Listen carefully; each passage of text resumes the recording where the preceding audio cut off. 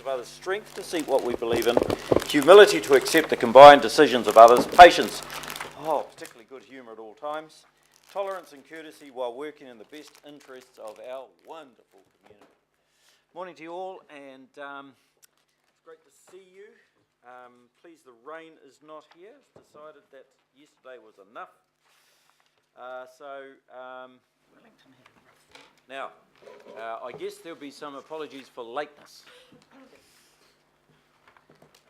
Right, apologies. We have got Councillor Chris, who is overseas, Councillors Denise and Sharon for lateness. There's Councillor Mike, excellent timing. They're on council business in Orewa. Yep, that's good. Walking the Sinana. This is, yep, excellent. Right, anyone else? Right, I'll move those things variously. Councillor Cathy, you're second. All those in favour say aye. Okay. It gets passed. Confirmation of the minutes. Declarations of interest, none. Anyone got any declarations of interest? No. Confirmation of the minutes. I'll confirm those of Thursday the 28th of April, Friday the 13th of May. It's true and correct record. Councillor Bill will second. All those in favour say aye. Aye. It gets passed.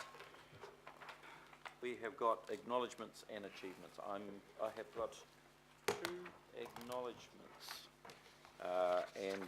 so I will reflect on Chris and Penina first, and then I'll ask us all to stand as a sign of respect. I'm going to acknowledge this morning the passing of Chris Parkinson and Penina Latu. Chris was an award-winning broadcaster, radio pioneer and Radio Hauraki co-founder. He died at the end of last month, just days before his 75th birthday. He was a stalwart of New Zealand radio, one of the original Radio Hauraki pirates, and he and his mates David Gapes, Dennis O'Callaghan and Derek Locro changed this country's airways forever.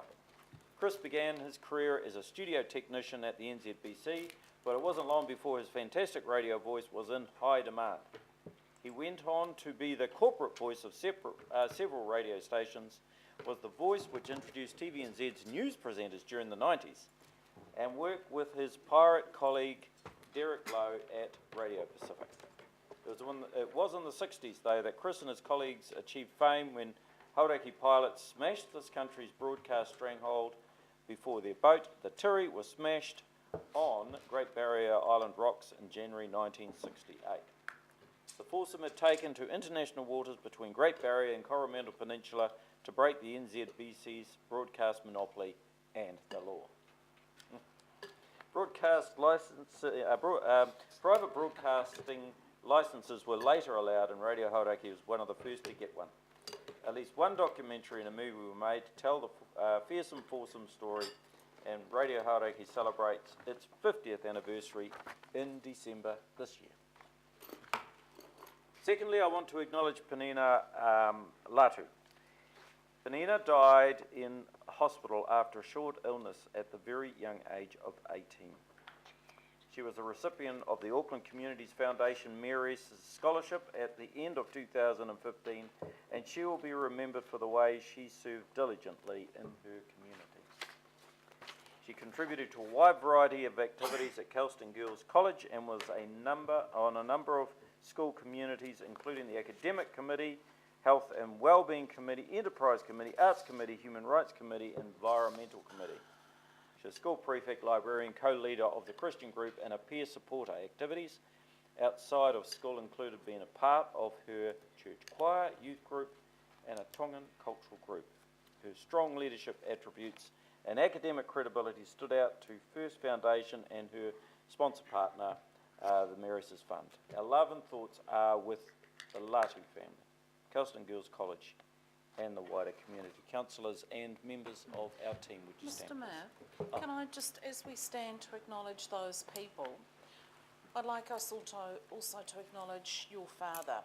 If you weren't the Mayor and in this position, your father, Tom Brown, would have been acknowledged as an educationalist, as a principal and as a much loved and respected member of the community of the South, and I think we should stand and acknowledge your father as we acknowledge those other two. extraordinary people. Thank you.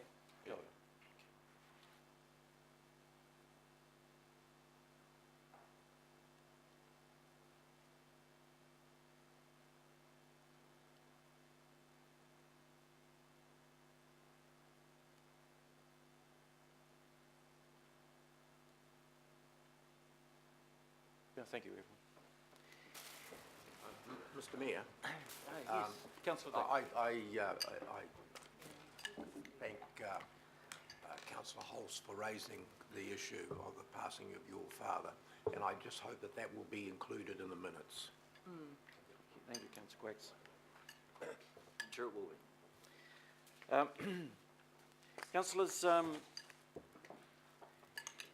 as we head in towards the end of this term, there are some great things that are happening in our city. And if you just read through the achievements / acknowledgements of civic activity for May, the Tripartite Economic Summit, to those of you who went, and particularly at the dinner and hosted tables, thank you.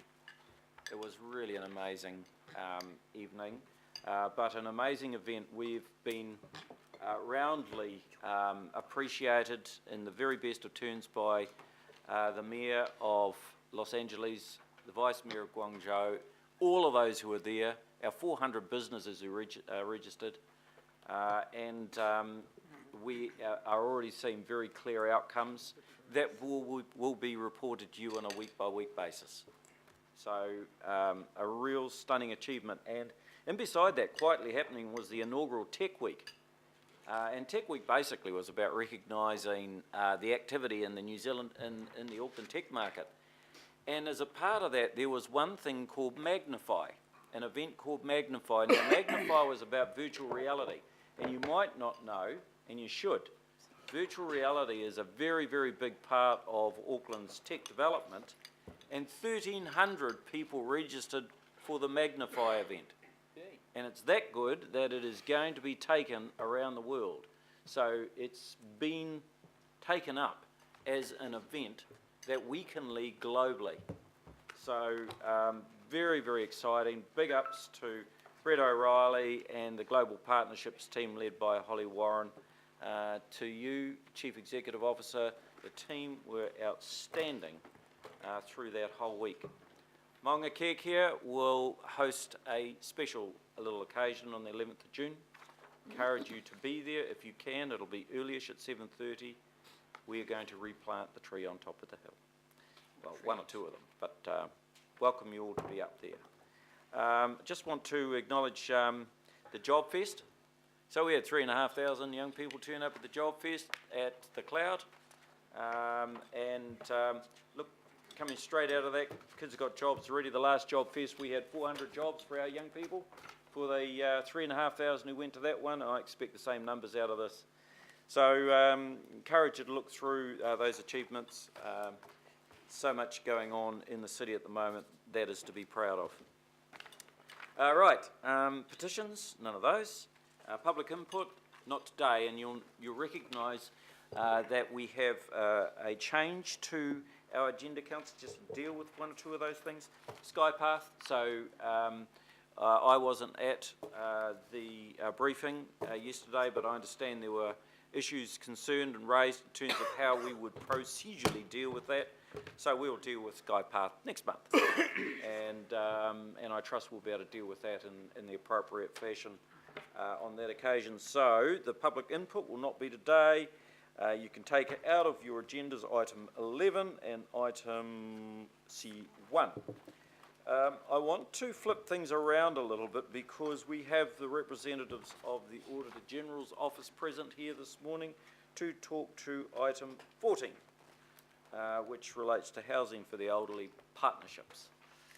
And because we always love to look to accommodate the Office of the Auditor General, we would like to move this up to the next item for consideration. So item 14 will become item 11.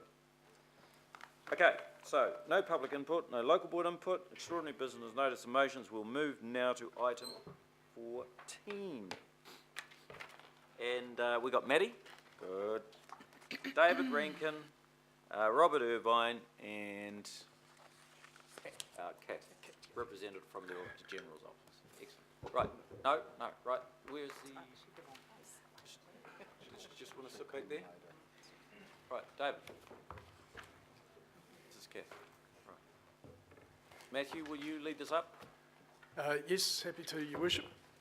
Right, okay, so we have a report, councillors, and I think we ought to just have a quick, any further comment from you, Matthew?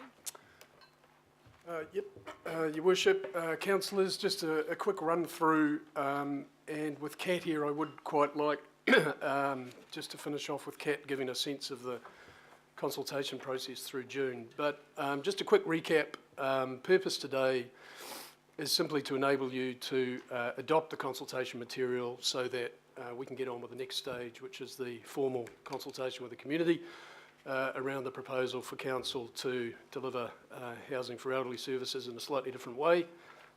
And that all just follows the pretty extensive conversations you've held through the Development Committee and with Panuku and the discussions with Selwyn Foundation. So perhaps key points this morning, and I think you may be receiving at the moment a draft audit opinion. Following adoption today, that'll be signed by the Auditor General, and we will be good to go in terms of complying with legislative requirements and getting formal consultation underway.